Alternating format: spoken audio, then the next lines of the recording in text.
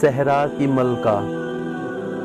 ایک وسیع ناقابل معافی صحرا کے دل میں کسی دوسرے کے برعکس ایک سلطنت موجود تھی۔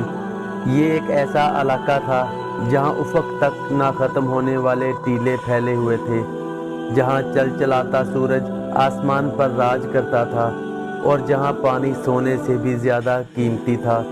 اس سخت سرزمین کے مرکز میں ایک ملکہ کا راج تھا جسے عزورہ کہا جاتا تھا، صحرا کی ملکہ۔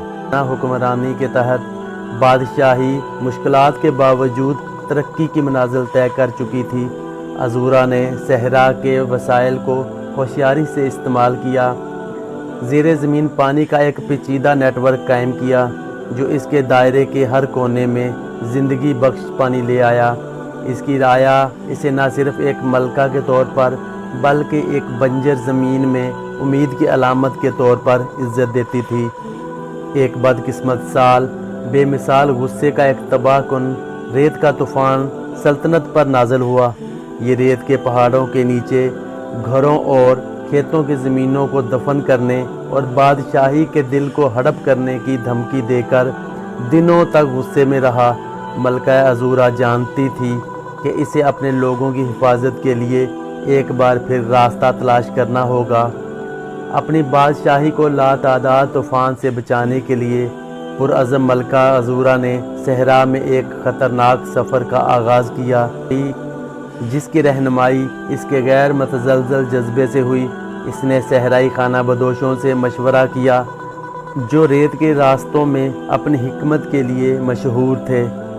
ہفتوں تک ملکہ عزورہ نے اپنے وفادار مشیروں کے ساتھ سفر کیا، غدار ٹیلوں اور چھلکے والی گرمی کا سامنا کیا۔ اس نے سخت حالات کو فضل کے ساتھ برداشت کیا۔ اس کی روح غیر متزلزل تھی۔ وہ جب خانہ بدوشوں کے پاس پہنچی تو انہوں نے صحرا کے بارے میں اپنا قدیم علم دیا۔ اس نئی پائی جانے والی حکمت سے لیس ملکہ عزورہ اپنی سلطنت میں واپس آئی اور اپنے لوگوں کو اکٹھا کیا۔ انہوں نے دن رات محنت کی، خانہ بدوشوں کی تکنیک کا استعمال کرتے ہوئے اپنے گھروں کو مضبوط کیا اور بادشاہی کو مسلسل طوفان سے بچانے کے لیے ریت کی بڑی رکاوٹیں کھڑی کیں۔ جیسے ہی طوفان ان پر گرا، ملکہ عزورہ اپنے لوگوں میں سب سے آگے کھڑی تھی۔ اس کی آنکھیں عزم سے چمک رہی تھیں۔ ہوائیں چلیں اور آسمان تاریک ہو گیا، لیکن وہ اپنی زمین کو تھامے رہے۔ معجزانہ طور پر ریت کی رکاوٹوں نے ریاست کو طوفان کے بدترین نقصان سے بچا لیا۔ جب طوفان آخر کار تھم گیا تو بادشاہی ٹوٹ پھوٹ کا شکار لیکن برقرار تھی۔ لوگوں نے ملکہ عزورہ کو اپنا نجات دہندہ اور صحرا کی حقیقی ملکہ قرار دیا۔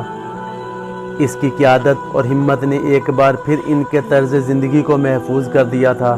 ملکہ عزورہ کی مسلسل حکمرانی کے تحت بادشاہی پروان چڑھی اور صحرا کی ملکہ کے طور پر اس کی میراث نسلوں تک برقرار رہی۔ اس نے نہ صرف سخت زمین کی تزئین کو قابو میں کیا تھا بلکہ اپنے لوگوں کو لچک، عزم اور ایک سچے رہنما کے اٹل جذبے کی طاقت بھی دکھائی تھی، اور اس طرح صحرا کی ملکہ عزورہ کا افسانہ زندہ رہا۔ کردار کی طاقت اور ان لوگوں کی پائیدار جذبے کا ثبوت ہے جنہوں نے مصیبت کے وقت حکمت اور ہمدردی کے ساتھ حکومت کی۔